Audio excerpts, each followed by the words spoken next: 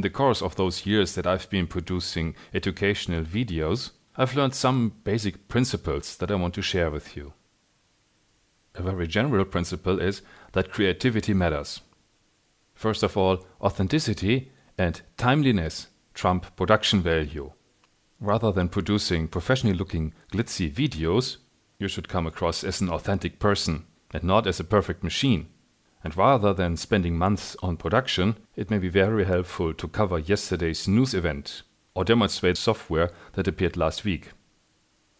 Second, videos allow you doing so much more than just lecturing. You can demonstrate software, you can film experiments, for instance in physics, and even have the learners look at these experiments and try to produce quantitative results from them. There can be hands-on guides on how to operate a certain piece of machinery, virtual field trips, and interviews, possibly conducted virtually with Skype or Google Hangout, for instance.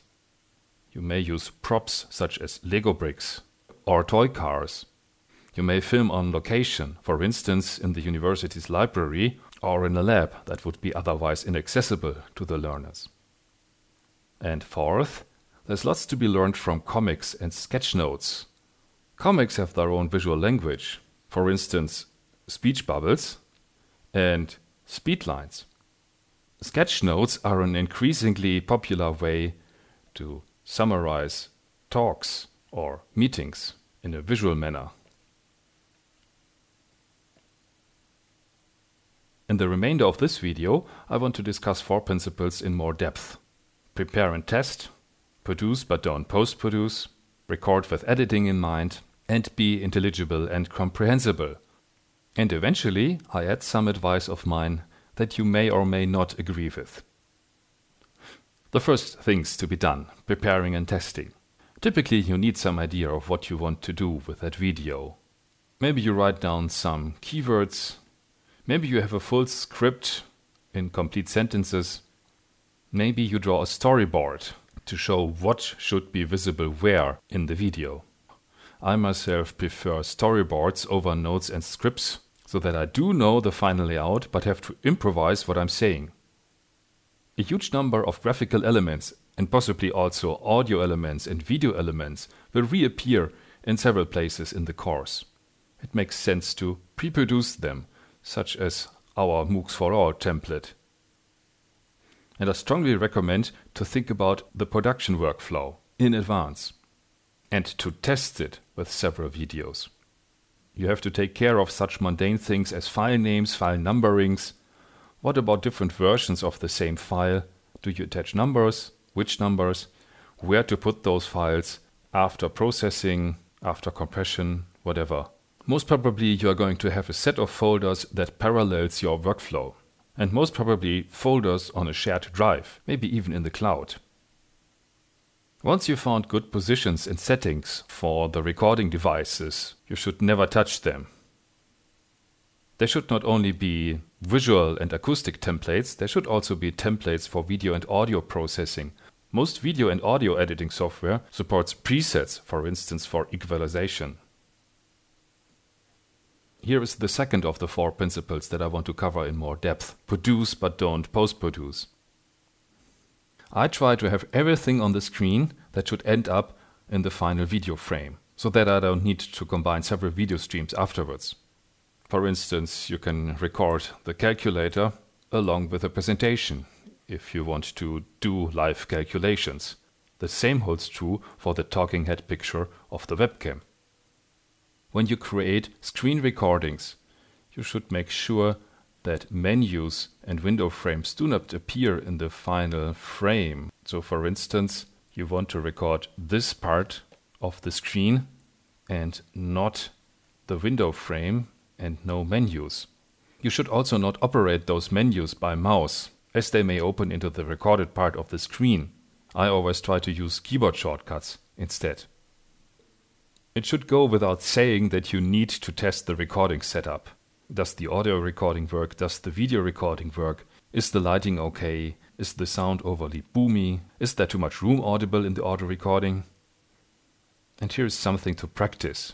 You should try to never make those sounds They are very distracting and a pain to edit out. Even worse is the habit of smacking one's lips, for instance after every sentence, like this. Some practicing helps to get rid of these and saves hours during editing. Third, during recording, try to help the editor as best as you can. If you're recording with several cameras in parallel, or if you're using one camera plus the screen recording, you have to make sure that it's easy to synchronize those different recordings, for instance by visible clapping. And it's a bad idea to stop recording to save memory. It's far easier to edit pauses out rather than to re-synchronize different videos. It may be a good idea to pause, to read and think rather than say nonsense. A pause can be edited out easily. If you have to repeat some part of the recording, it's a good idea to produce some sound that is visible in the editor, in the waveform display of the editor, that is. For instance, you can have a bell next to you, or produce some click noise. It's easy for the editor to distinguish these sounds, for instance the bell or the click noise, from regular speech in the waveform display. If you have to reduce something, it's a good idea to start from the last time you caught a breath. So don't start right in the middle of the last sentence, but start where you took a breath. This is easier to assemble. Here is the fourth of the 4 principles that I wanted to cover in more depth. Be intelligible and comprehensible. For Khan-style videos, this of course includes legible handwriting. In particular, you have to decide on whether you're using cursive handwriting or print. A younger audience may never have learned cursive handwriting in the first place. There's tons of great advice on graphics design. For instance, which fonts to be using or not to be using, how many to be using, in which size, in which weight. There needs to be consistency in your use of shapes and colors. If a green rectangle refers to a certain type of machinery, then it should always refer to that certain type of machinery, and a different piece of machinery may need to become an oval, possibly of a different color. Remember, by the way, that not all persons may be able to distinguish green from blue. For ease of perception and to look a little more clean, you should try and have the graphical elements aligned properly. For instance, if there is text, the picture should start here with its top border. If there is another picture below here, it should be starting on the left end of the text. If there is a caption to go along with the right picture, you may want to align it with the right-hand side of that picture and even meet the bottom line of the left picture. It just takes a minute to do this right and looks far cleaner. And finally, I strongly suggest to look into guidelines for simple and clear language. I want to close with some advice that many may not agree with. I find it very helpful to be my own video editor. If I edit a video immediately after I recorded it, I know what went wrong, I know what I wanted to say. I do not have to first try and understand what the video is about. Second, I suggest to always record with an audience.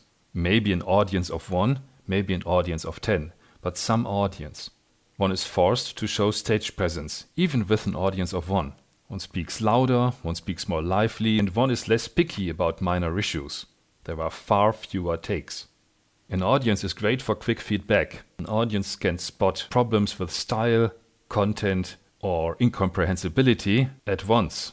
You do not learn about such problems from the video editor 1 week after. To check for learning, you may even want to do live quizzes for the audience, possibly ones that you don't record. Recording with an audience does not mean to create a standard lecture. I'm recording my classes and the result looks like Khan-style and is Khan-style. Say 10 minutes of video produced with handwriting, but in my case produced in front of the class and even with the class.